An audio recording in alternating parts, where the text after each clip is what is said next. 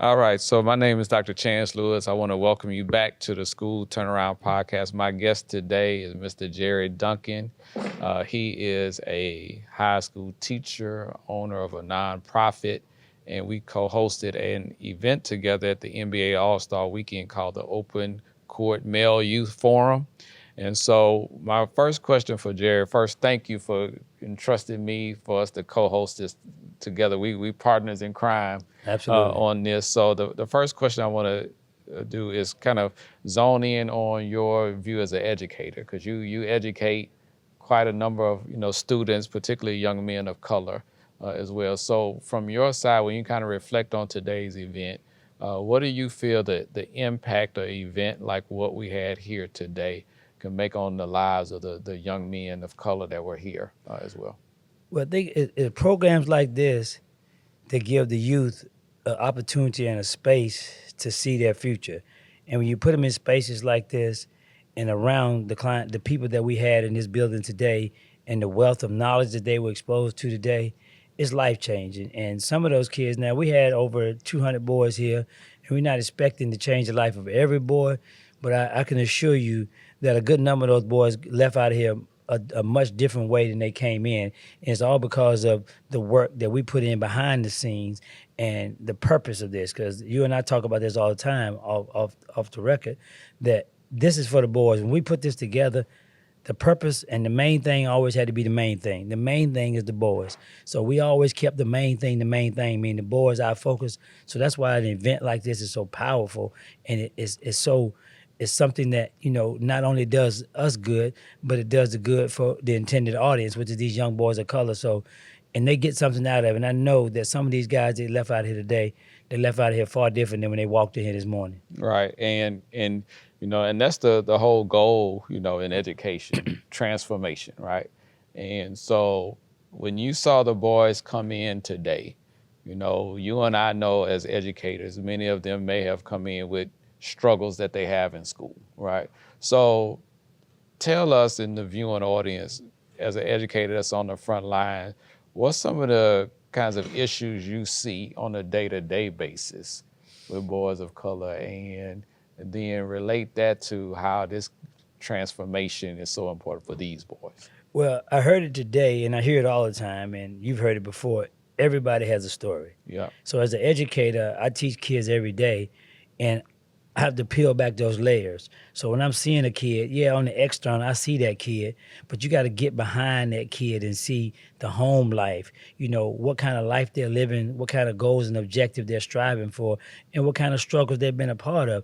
So you have to, you have to see everybody's story. So in the event like this, these kids came in here with a story, and something in here resonated with them today. And as an educator, I'm always looking for ways to find a way to help a kid get across that threshold, get to wherever they're trying to go. My job is to, whatever their purpose is, whatever they have in them, is to help them find it and get it out of them. They know I know it's inside of them, and I tell them, whatever you're gonna be, whoever you're gonna be, it's already inside of you. Mm-hmm.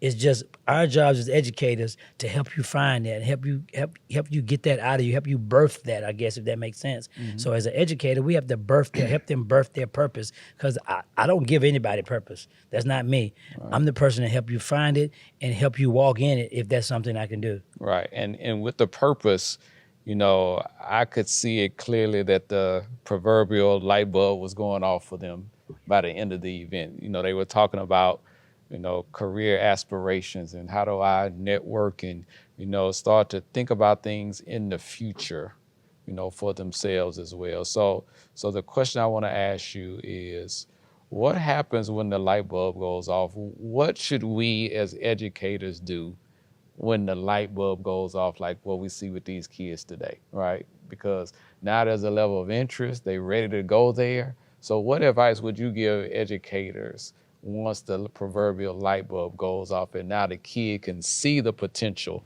for where they're going? Well, it's kind of like with my own kids. I always create a safe space for them and a place to fail.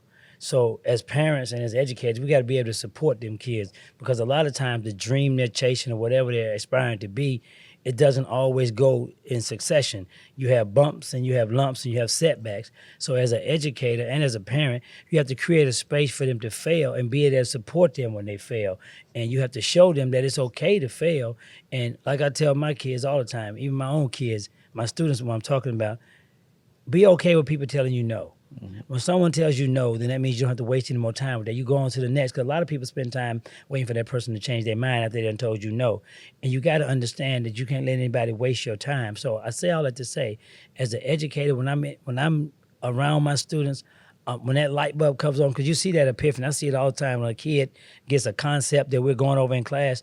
When that kid gets that for the first time, you talking about as an educator, as priceless as that is, it is so priceless, but you got to make sure you create that opportunity for them to hold on to it so they can glean back on it when they see it again or when they're exposed to it in a different perspective. So you always got to show them how to hold on to it and how to persevere through it and make sure that you can put that as a part of your arsenal and use it for future. Right. And my last question for you is, you and I deal a lot with educators, right? And we know many educators have written off young men of color like what we saw here today, right? So they're paid to educate them and they write them off, right? And then we have to do events like this, right? And to fill in the gaps. So my last question for you will be, what will be the recommendations that you have for educators and school leaders who have written these young men of color off on how they can turn it around and support these kids in being successful? Well, I look at every kid, mainly African American males, as an opportunity. And educators should, like I said earlier, see the story, peel back that layer, because just because what it looks like on the surface is far beyond what you see on the surface. If you don't take the time to peel back those layers, because a lot of kids don't care what you know, they don't care how much you know until they know how much you care. So you have to show them that you care. Show up at a sporting event or something. You have to take an active interest into something that's important to them. And a lot of times my kids will see me in the stands or they'll see me at their recitals.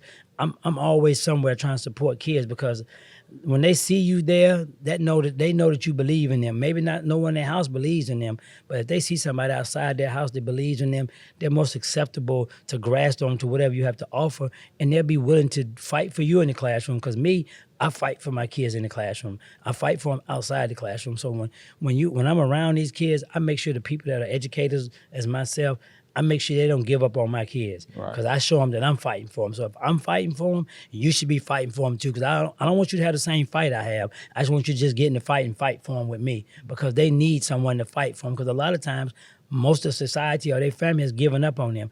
And if one more person gives up on them, then that may just be the turning point in their life, and then we lose them completely. So me, I'm always in the fight for mine. I'm always going to fight for mine. Right. So the lesson learned is make sure you fight for the kids and push them towards their destiny. So Jerry, I want to thank you for being part of the School Turnaround Podcast. Thank you for allowing me to co-host with you. It's been great. It's always an honor and a privilege to do so. So we'll just keep fighting a good fight, but take a key nugget of what he said, continue to fight for the kids and make sure they get the opportunities that they have, because that's how we all got here as well. So thank you so much. I appreciate you. Thank you. Appreciate you, brother. Thank you, man. Thank you.